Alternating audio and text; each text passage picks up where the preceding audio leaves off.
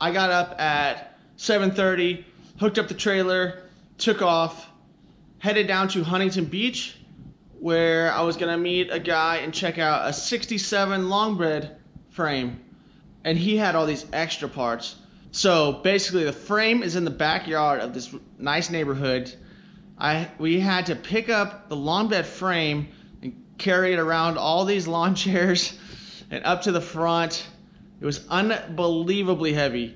If it's a C10 and not like a C20 or C30 or some ridiculously overkilled heavy frame, I'd be surprised.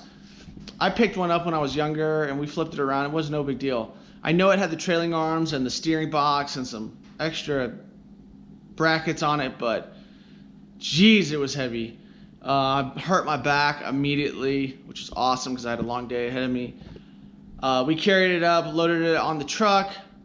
I picked up all these parts I was excited about, and my plan was to drive from Huntington Beach all the way up by Merced, which is probably 5 hours north of Huntington Beach, and get the square body chassis, put the 67 frame on top of the square body chassis, and drive home and save myself easily 3 hours, a ton of gas, a ton of time, and then I would have been able to see the square body frame in the daylight. Instead, the frame was so heavy. The guy I was buying the square body chassis from was a little bit older. Me and the young, bigger dude than me were dying to even get the frame onto the trailer, so there was no chance that we were going to pick that up onto the top of the other chassis. So what I had to do is drive from Huntington Beach, do a big loop over, come back to the house, hook up a strap around the tree, drag the frame off of my trailer because I'm by myself, and then drive with the dog all the way up to Merced. Got up to there about 7, real late. Checked out the frame in the dark with some flashlights, which is like the worst idea ever, and bought it. I was already up there. There's some things I'm not dying for on it, some questions I have, but it'll work out, you know. 4-wheel drive on a square body, it can hold up. I thought it would have locking hubs.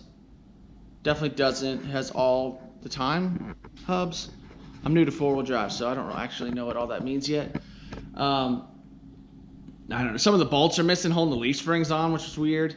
A brand new leaf spring on, which is cool, but I mainly need the brackets off of it.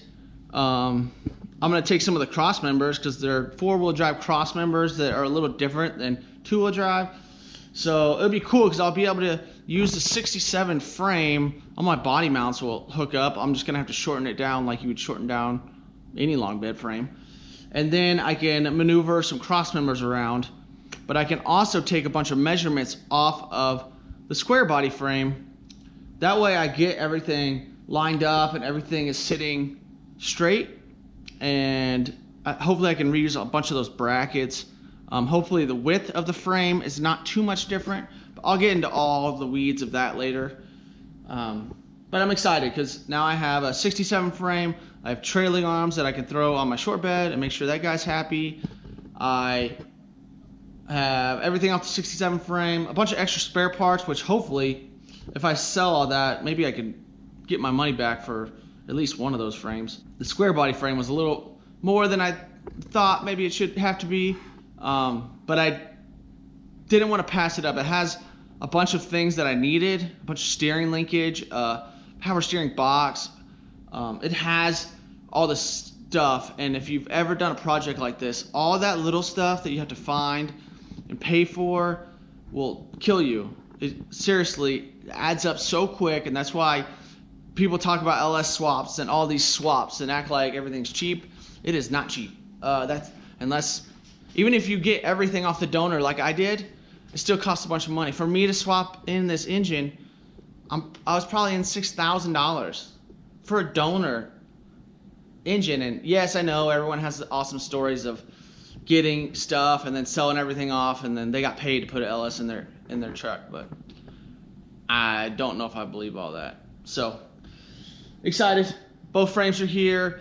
Next week, after I get the short bed out of here and get my body out of the way, I'm gonna pull the chassis in. I would like to do a comparison of the square body frame and the 67 frame, just so any of you guys that are thinking about doing that swap can have a little idea of what is different on the two trucks. I know there's a hump in the square body frame that gives everyone issues and they have to mount the cab real high. So I'd like to show you guys. Maybe I'll do a little bit of measuring just so you have a general idea of what everyone's talking about. But first I need to tear down the short bed, make sure and get all my money from that and get it out of here. So some other things I forgot to mention is it says it's a 4:10 gear ratio, which actually works well because I will have overdrive with my 4L60E, but I'm also putting bigger tires on it, which will kind of bog it down also. Another thing I was excited on is the engine mounts are there, and hopefully that swaps over, but also it has a big beefy front sway bar, and I'm trying to decide if I'm going to keep all the front suspension the same. I've never had leaf springs, so all this is a little new to me, so you'll be learning along with me. Also, I was really hoping that the hubcaps fit the wheels. I was hoping they had the little nubs. I think some do, some of the aftermarket ones, but these rims are free, so we'll be modifying those to get my hubcaps to fit, because I want my dog dish hubcaps to fit on there, and I'll cut a little hole for the front so it slides right over there. But that's a long ways from now.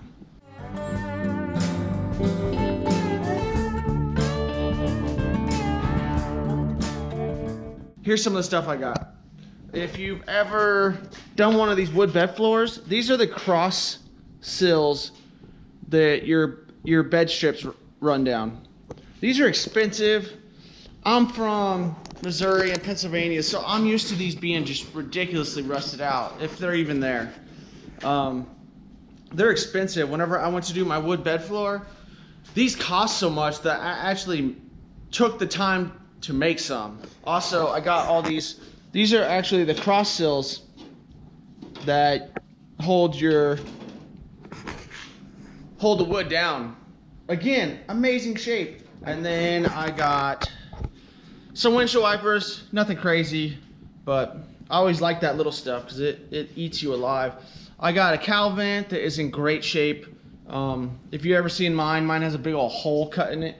Let's see if we can find mine. This is my cowl vent with a welded up disgusting hole. And I know you're like, man, that's nice, you can fix your truck. I'm not fixing my truck. What I'll probably do is try to sell all that stuff and just put that money towards all the little small things that are about to eat me alive on this project. Another thing that I was actually really pumped on is I got these wheel well housings for the rear. Watch out, bud. And again, usually, like all my trucks, I'm lucky if I get the top two inches are there. This has all the edges. It's amazing. So what I'm gonna do is I'm gonna clean those up, put those in my truck, because you know my truck looks like my truck. And I bought new ones whenever I did my wood bed floor, and I'm gonna pull those out and sell those to someone that's about to get a really good deal on some fairly new parts. And I'll put the old ones in mine, get some of my money back, because those are $100 a piece. So I spent $200 on a new set, which if I could have found a used set in time, I would have bought it, but I didn't have time, I had to leave.